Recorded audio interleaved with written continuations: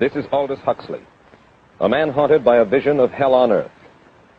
A searing social critic, Mr. Huxley, 27 years ago, wrote Brave New World, a novel that predicted that someday the entire world would live under a frightful dictatorship.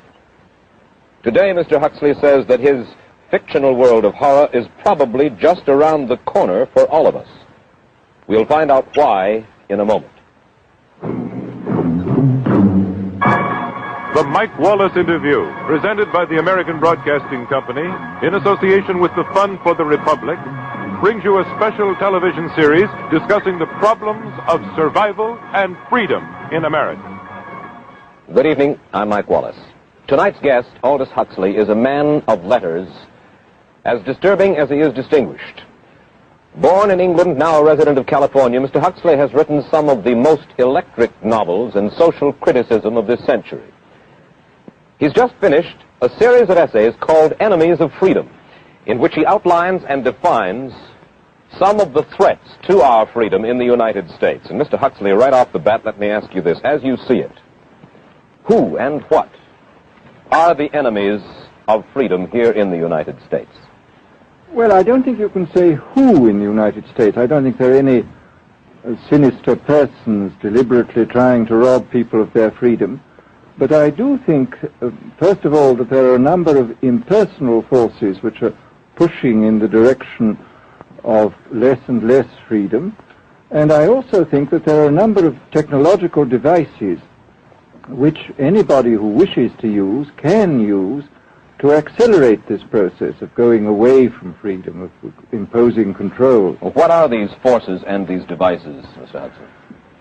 I should say that there are two main impersonal forces. The first of them is not exceedingly important in the United States at the present time, though very important in other countries. This is the force which in general terms can be called overpopulation, the mounting pressure of population pressing upon existing resources. This, of course, is an extraordinary thing. Something is happening which has never happened in the world's history before. I mean, let's just take a simple fact that between the time of the birth of Christ and the landing of the Mayflower, the population of the Earth doubled. It rose from 250 million to probably 500 million. Today, the population of the Earth is rising at such a rate that it will double in half a century. Well, why should overpopulation work to diminish our freedoms? Well, in a number of ways. I mean, the experts in the field, like Harrison Brown, for example, pointed out that in the underdeveloped countries, actually the standard of living is at present falling, that people have less to eat and less goods per capita than they had 50 years ago. And as the position of these countries, the economic position, becomes more and more precarious, obviously the central government has to take over more and more responsibility for keeping the ship of state on an even keel. And then, of course, you're likely to get social unrest under such conditions, with again an intervention of the central government. So I think one sees here a pattern which seems to be pushing very strongly towards a totalitarian regime. And unfortunately, as in all these underdeveloped countries, the only highly organized political party is the Communist Party, it looks rather as though they will be the heirs to this unfortunate process, that they will step into the position of power. Well, then, ironically enough, one of the greatest forces against communism in the world, the Catholic Church, according to your thesis, would seem to be pushing us directly into the hands of the communists because they are against birth control. Well, I think this strange paradox probably is true. There is it's an extraordinary situation, actually. I mean, one has to look at it, of course, from a biological point of view. The whole essence of biological life on Earth is a question of balance, and what we have done is to practice death control in a most intensive manner without balancing this with birth control at the other end. Consequently, the birth rates remain as high as they were, and death rates have fallen substantially. All right, then. So much for the time being, anyway, for overpopulation. Another force that is diminishing our freedoms. Well, another force which I think is very strongly operative in this country is the force of what may be called over-organization. As technology becomes more and more complicated, it becomes necessary to have more and more elaborate organizations, more hierarchical organizations. And incidentally, the advance of technology has been accompanied by an advance in the science of organization. It's now possible to make organizations on a larger scale than was ever possible before. And so that you have more and more people living their lives out as subordinates in these hierarchical systems controlled by bureaucracies, either the bureaucracies of big business or the bureaucracies of big government. Mm-hmm. Mm-hmm. Now, the devices that you were talking about, are there specific devices or methods of communication which diminish our freedoms in addition to overpopulation and over-organization? Well, there are certainly devices which can be used in this way. I mean, let us take, after all, a piece of very recent and very painful history is the propaganda used by Hitler, which was incredibly effective. I mean, what were Hitler's methods? Hitler used terror on the one kind, brute force on the one hand, but he also used a very efficient form of propaganda, which he was using every modern device at that time. He didn't have TV, but he had the radio, which he used to the fullest extent, and was able to impose his will on an immense mass of people. I mean, the Germans were a highly educated people. Well, we're aware of all this, but how do you equate Hitler's use of propaganda with the way that propaganda, if you will, is used, let us say, here in the United States? Are you suggesting that there is a parallel? Needless to say, it's not being used in this way now, but the point is, it seems to me, that there are methods at present available, methods superior in some respects to Hitler's methods, which could be used in a bad situation. I mean, what I feel very strongly is that we mustn't be caught by surprise by our own advancing technology. This has happened again and again in history. Technology has advanced, and this changes social conditions. And suddenly people have found themselves in a situation which they didn't foresee and doing all sorts of things they didn't really want to do. Well, now, what do you mean? Do you mean that we develop our television, but we don't know how to use it correctly? Is that the point that you're making? Well, at present, the television, I think, is being used quite harmlessly. I would feel it's being used too much to distract everybody all the time. But, I mean, imagine, which must be the situation in all communist countries, where the television, where it exists, is always saying the same thing the whole time, is always driving along. It's not creating a wide front of distraction, it's creating a one-pointed drumming in of a single idea all the time. It's obviously an immensely powerful instrument. So you're talking about the potential misuse of the instrument. Exactly. We have, after all technology is in itself morally neutral. These are just powers which can either be used well or ill. It's the same thing with atomic energy. We can either use it to blow ourselves up, or we can use it as a substitute for the coal and the oil which are running out. You've even written about the use of drugs in this light. Well, now, this is a very interesting subject. I mean, in this book that you mentioned, this book of mine, Brave New World, I postulated a substance called soma, which was a very versatile drug. It would make people feel happy in small doses. It would make them see visions in medium doses, and it would send them to sleep in large doses.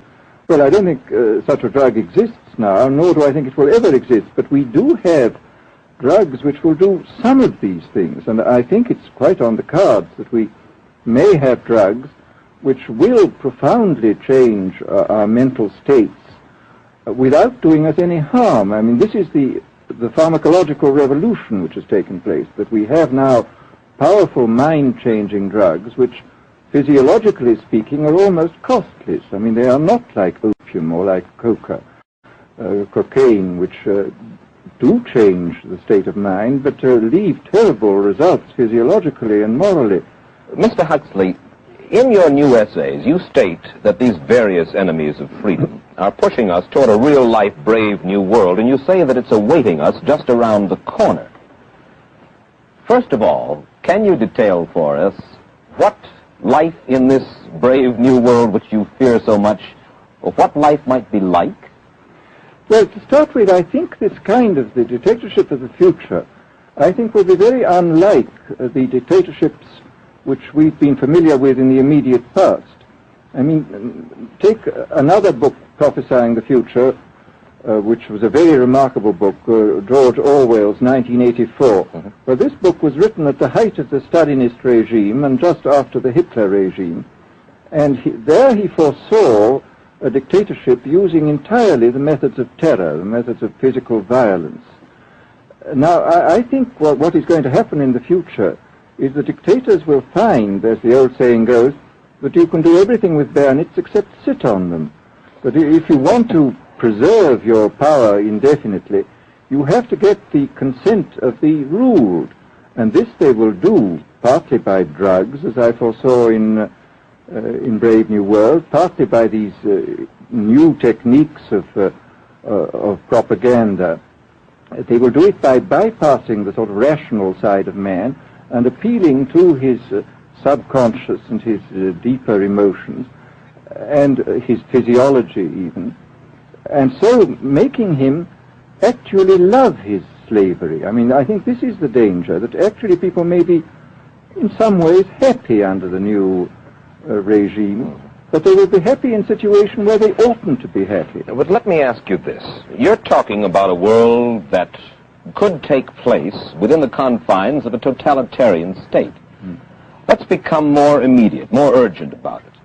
We believe, anyway, that we live in democracy here in the United States. Do you believe that this brave new world that you talk about could, let's say in the next quarter century, the next century, could come here to our shores?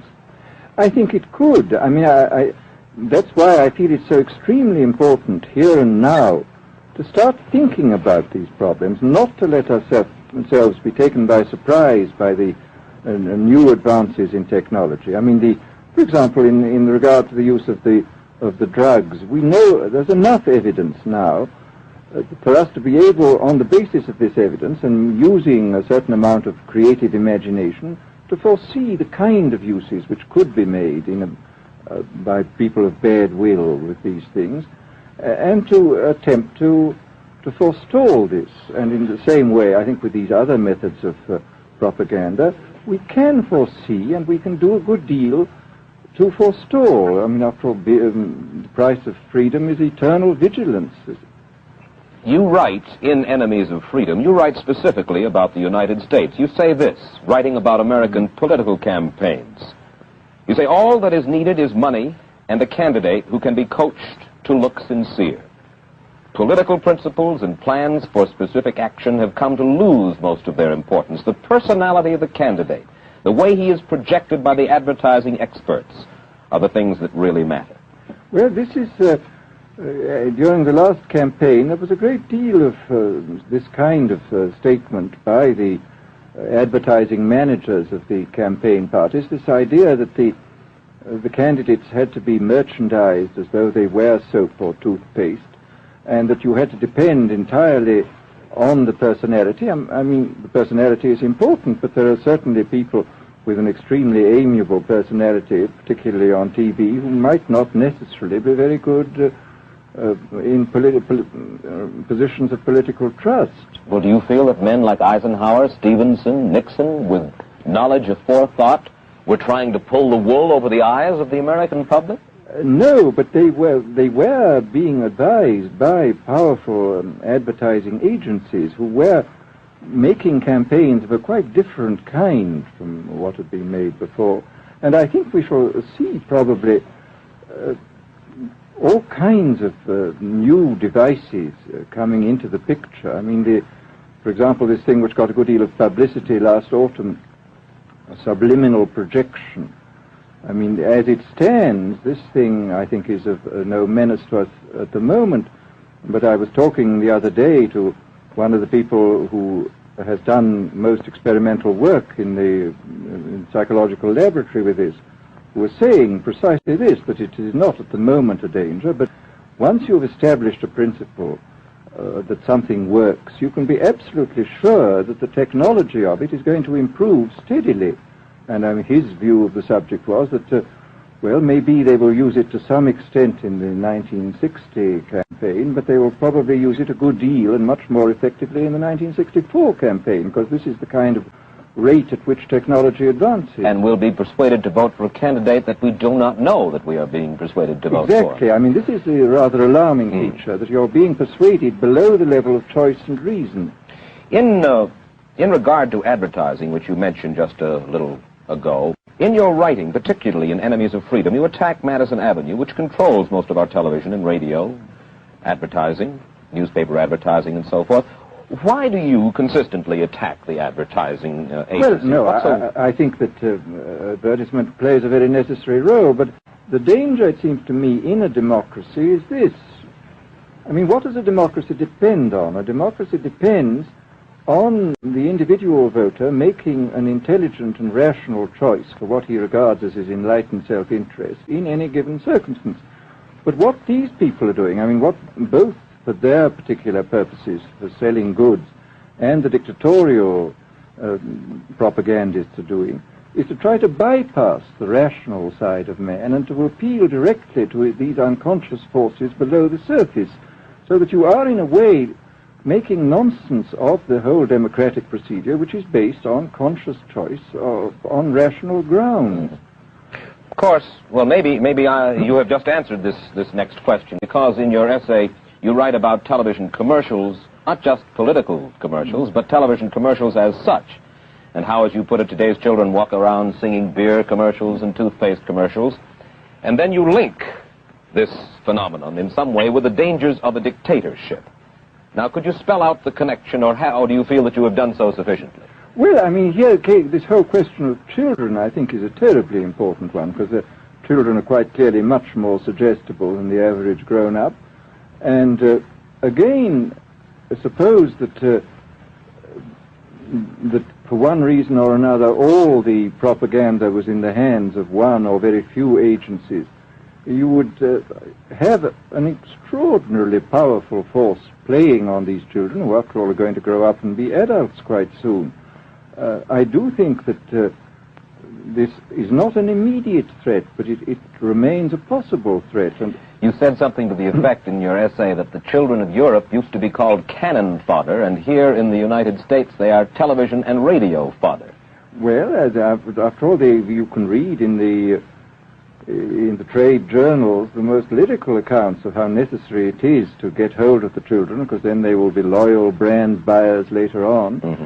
But, I mean, again, you just translate this into political terms. The dictator says they will be loyal ideology buyers when they're grown up. We hear so much about brainwashing as used by the communists. Do you see any brainwashing other than that which we've just been talking about that is used here in the United States? Other forms of brainwashing? Not in the form that has been used in China and in Russia, because this is essentially the application of propaganda methods, the most violent kind, to individuals. It's not a shotgun method like the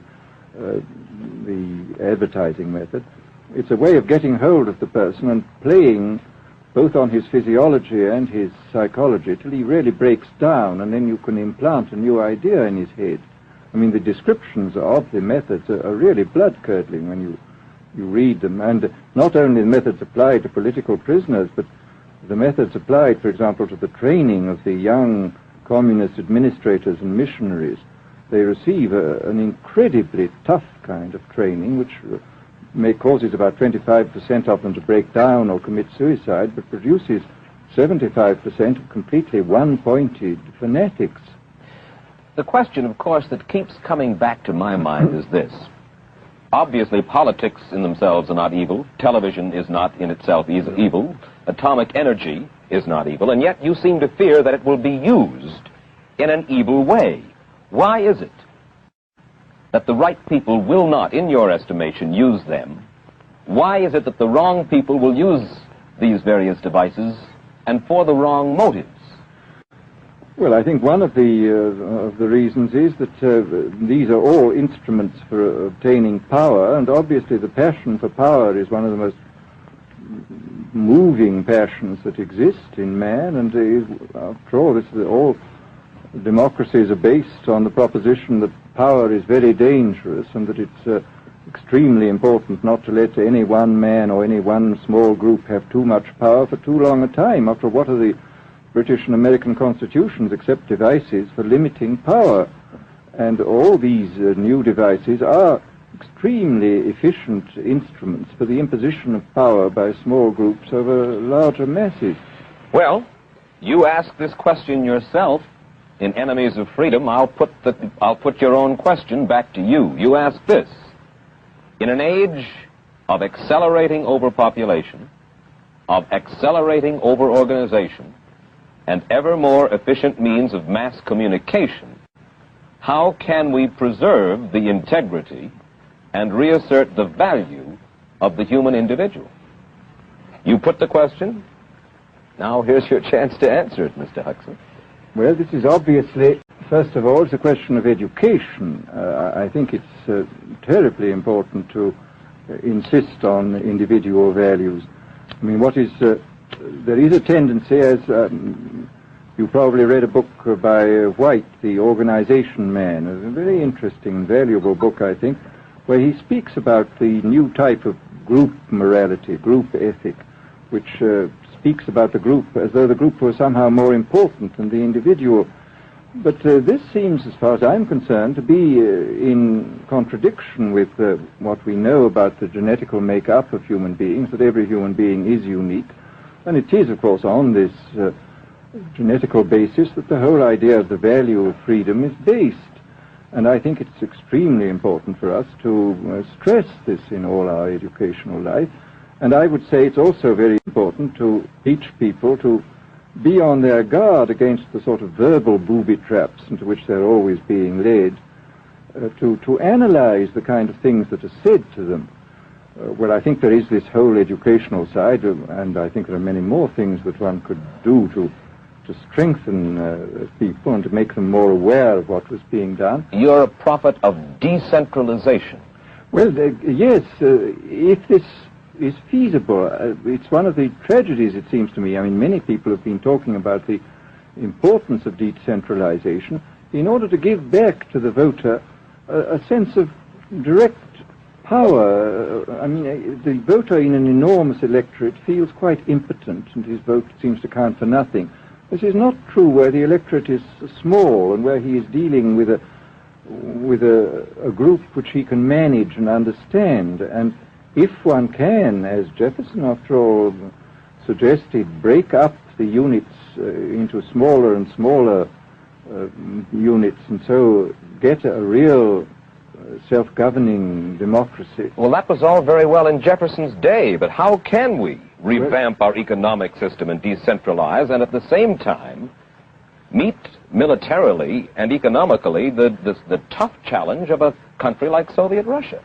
Well, I think the answer to that is that there are, it seems to me that industrial production is of two kinds. I mean, there are some kinds of industrial production which obviously need the most tremendously high centralization, like the making of automobiles, for example. But there are many other kinds where you could decentralize quite easily and probably quite economically, and that you would then have this kind of decentralized life. After all, you begin to see it now if you travel through the South, this decentralized textile industry which is springing up there. Mr. Huxley, let me ask you this, quite seriously. Is freedom necessary? As far as I'm concerned, it is, yes. Why? Is it necessary for a productive society? Yes, I should say it is. I mean, a genuinely productive society. I mean, I think you could produce plenty of goods without much freedom, but I think the whole sort of creative life of man is ultimately impossible without a considerable measure of individual freedom, that initiative, creation, all these things which we value, and I think value properly, are impossible without a large measure of freedom. Well, Mr. Huxley, take a look again at the country which is in the stance of our opponent anyway it would seem to be there, Soviet Russia. It is strong and getting stronger economically, militarily. At the same time, it's developing its art forms pretty well. It seems not unnecessarily to squelch the creative urge among its people, and yet it is not a free society. It's not a free society, but here is something very interesting, that those members of the society, like the scientists who are doing the creative work, are given far more freedom than anybody else. I mean, it's a privileged aristocratic society in which, provided that they don't poke their noses into political affairs, these people are given a great deal of prestige, a considerable amount of freedom, and a lot of money. I mean, this is a very interesting fact about the new Soviet regime, and I think what we're going to see is a people on the whole with very little freedom, but with an oligarchy on top, enjoying a considerable measure of freedom and a very high standard of living. And the people down below, the epsilons down below, enjoying very little. And you think that that kind of situation can long endure? I think it can certainly endure much longer than a situation in which everybody is kept down. Because, I mean, they can certainly get their technological and scientific results on such a basis. Well, the next time that I talk to you then, perhaps we should investigate further the possibility of the establishment of that kind of a society, where the drones work for the queen bees up above. Well, but yes, but I must say I still believe in democracy. If we can make the best of the creative activities of the people on top, plus those of the people on the bottom, so much the better. Mr. Huxley, I surely thank you for spending this half hour with us, and I wish you Godspeed, sir. Thank you. Aldous Huxley finds himself these days in a peculiar and disturbing position. A quarter of a century after prophesying an authoritarian state in which people were reduced to ciphers, he can point at Soviet Russia and say, "I told you so." The crucial question, as he sees it now, is whether the so-called free world is shortly going to give Mr. Huxley the further dubious satisfaction of saying the same thing about us. Stay tuned for a preview of next week's interview. Till then, Mike Wallace, good night.